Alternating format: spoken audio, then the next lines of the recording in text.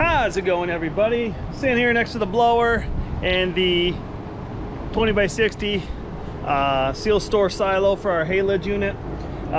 We're just about out of haylage. We're gonna go chop haylage. As you saw in the last video, I was out chopping some alfalfa, but I gotta service while it's low and while there's basically not that much haylage in it. I have the, I don't know if you guys can see down there, I got the door, access door open. I got to get underneath the silo and loader and do some maintenance to that. I've already been up top and opened up the hatches. You're probably wondering, why did we wait so long to chop alfalfa? Well, I will tell you. On the top up there, you have a gooseneck which drops it into the center, and we have a little pan that's kind of cupped like this that turns and shoots everything to the outside, and there's a little distributor motor which we take off each time. Obviously inside those silos, the sun will heat that glass up, and that's why we have the breather bags. When it kind of builds pressure, those breather bags are like lungs. It'll expand and contract, and you don't want to leave that motor inside there. It'll corrode like crazy and not be good. So anyway, we take the motor out, and it kind of set up on us over the winter time. So we have that up at Center State getting fixed, and just getting to the point now where we just can't wait for it anymore. Sadly, I gotta do something I don't want to do.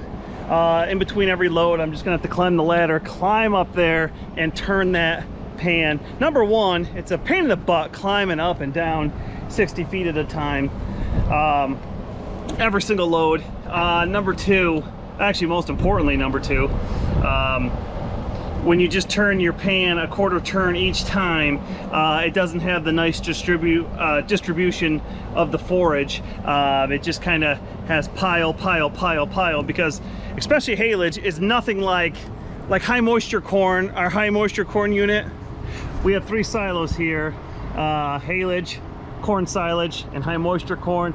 The corn silage and the haylage have the distribution pan in there with the motor. The corn, high moisture corn, does not, because the kernels will just kind of, it'll pile up in the middle, but it'll kind of seek its own level for the most part.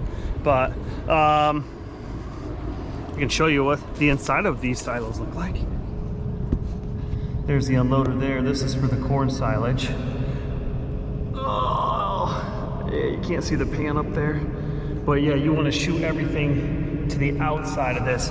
I'll hop in here and show you guys this unloader in a minute. But for right now, let's not hop inside. Let's go underneath. And got to get the 45, put on the chopper, get that ready to go. The tractors are a mess because it was so dry. The inside of the cabs are so dusty, so I got to clean them out. Get that hooked onto the chopper and everything. The wagons have all been serviced. They're good to go. But I have the grease gun, an extra tube of grease, and I got some chain and cable lube. Let's get underneath and service these loaders. All right, so I'm under that silo right now. Like I said, we got the service door open. What these unloaders are basically a big auger that sits there, and you have a switch that spins it around, and then you have another switch that you turn, and then a little speed gauge there, that how fast it goes around. The faster you go, you can trip out the motor too, so you want it running around 3 amps. But anyway, so like I said, since the corn silage unit is empty, I'll climb in and show you guys the unloader. So these are sealed units, so when you open up an access hatch like that, especially if they've had forage in them for a long time, you will get hit. There's a possibility you'll get hit with some gas. It will. When we opened up this one, you want to open it up and kind of be close to, fresh air, because it will, some nastiness. It does not smell good, that gas, and it could make you pass out. So you want to be really, really careful. But got some grease points right here. Main thing is in there. Like I said, you got basically a big auger that spins around and then swings around. So let me get a light in here. Here's the bottom of it. There's the silo. Let's look up. So there's the silo right there, and there's not much left in there. So basically the auger is going to swing it around, drop it down here, and you see an auger right there, that takes it out into the conveyor that takes it to the barn. So I gotta climb in here now, and I gotta spray. Got this guard off so I can spray this. I gotta spray this with chain and cable lube. I gotta spray those chains right there. These chains get a lot of work, so make sure the tension on them's good. I know they're running good because, like I said, we run this unit every day. But so let me climb in here. Let's make sure we got plenty of light. So first thing I see, I don't know if we can see, we got grease fitting right here. We got one over here. And this big unit, like I said, this big unit spins around, so this is very important to keep this grease pretty good once a year. You got a pretty heavy duty chain right there. All right, so let's get up there and grease that.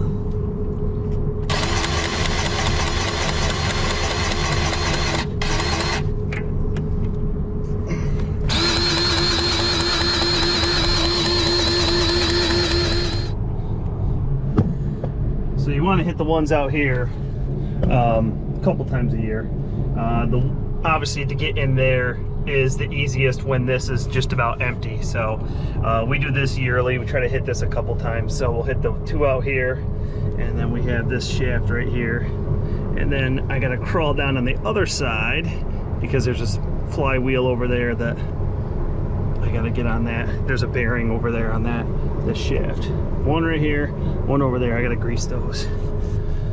So after getting all this done on this side, I gotta climb in on the other side. All right, I got it running so I can spray these chains and everything. You see it dropping a little haylage down. I just turned the auger on. I don't have it going around, so it's really not gonna drop a lot down. So let me just spray these chains quick.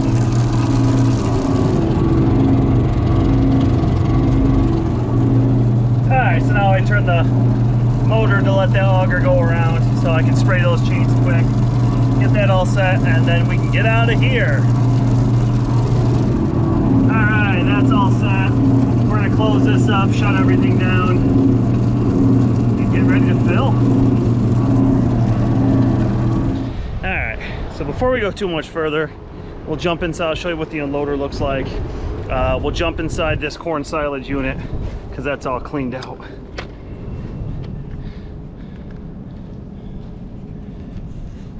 All right, so we're inside here now. This is what the inside of the silo looks like. This one's a 25 by 65, I believe. So here's the auger. Like I said, this is a Haylage unloader. So you have an auger with teeth on it that spin around, and then the other dial brings it slowly around and brings it all to the middle, drops it down the big pan. Let's see if we got that access door open there too. Don't fall down there, please. Don't get too close. Drops it in that pan, and there's, you can see down there the auger that takes it out to the barn. So that's basically what this is. This is the top part of what we were just showing you guys. So yeah, not a whole lot to it.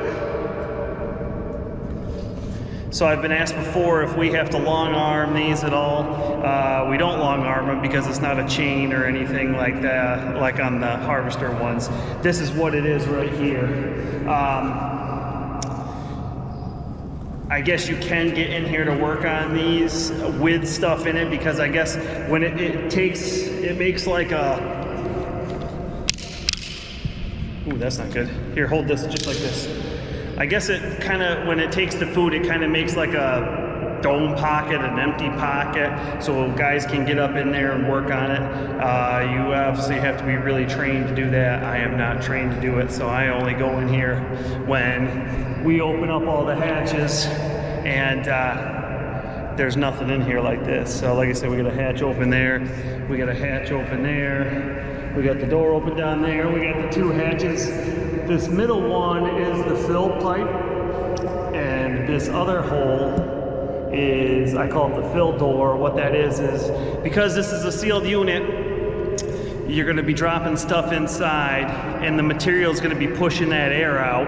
As the more it fills up, the more the air's got to escape. So material will come in there, and the air will shoot out of there. The more full it gets. So anyway, let's go over to the tractors now. Silo and loaders are good. Let's go to the tractor. All right, so I'm sitting here at the 4555. I have my adapter taken off, so we're back to the large 1000 PTO. I have, I don't know what you call that, the adapter or whatever for to hook onto the chopper. That's on.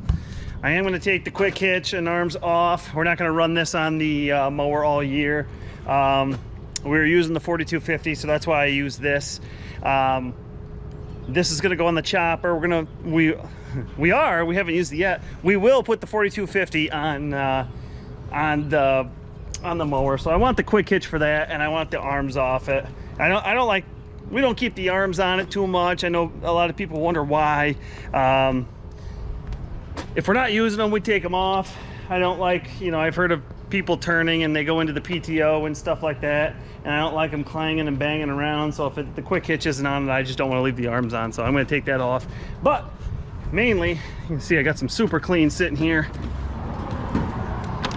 This cab is filthy. Like I said, everything was so dusty, so I got to change the filters inside here, and I got to go through and clean this cab because this cab is getting a little ridiculous. So yeah, time to run a shop vac and hit this cab with some super clean. So here's our before, filthy before picture.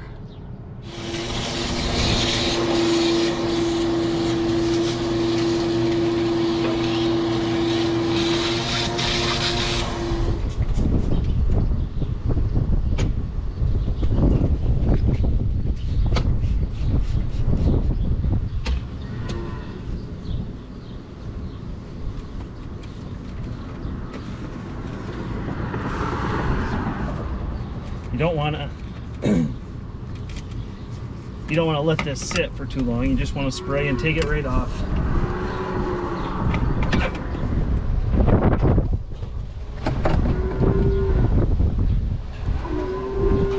So that turned out pretty good. I shot back the floor, hit the cab with some super clean. It's nice and clean now. It looks really nice. I got the filters changed out because it was so dusty from before. Like I said, we had such a dry spring there. Ooh, and the wind is shutting the door on me here.